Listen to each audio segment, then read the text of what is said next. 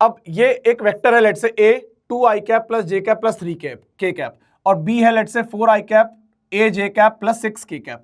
बोला गया है अगर ए और बी वेक्टर पैरेलल हैं तो इनका ए का वैल्यू क्या होगा, what will be the value of ए।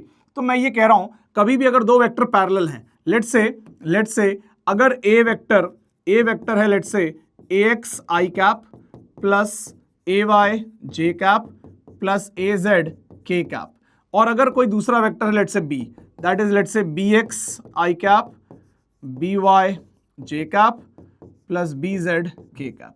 अगर ये दोनों पैरेलल हैं यानी कि डायरेक्शन सेम होगा, तो इनके सिर्फ मैग्नीट्यूड डिफर कर सकते हैं, और इसीलिए और डायरेक्शन सेम होने के लिए पता है क्या है, coefficient of x, coefficient of y, coefficient of z, इन सबको एक सेम रेशियो में होना पड़ेगा। यानी कि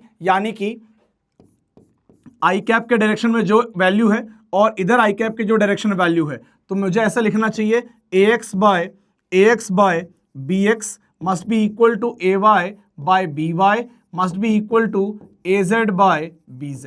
ये होती है कंडीशन दो वेक्टर को पैरेलल होने की, ठीक है। तो वही चीज यहां अप्लाई कर देंगे, तो ये 2 है ये 4 है, तो हम लिख लेंगे 2/4 is equal to J cap यहाँ 1 है यहाँ a है, 1/a इज इक्वल टू 3/6। तो इससे हमें क्लियरली मिल जाएगा कि a will be equal to 2। That is the answer.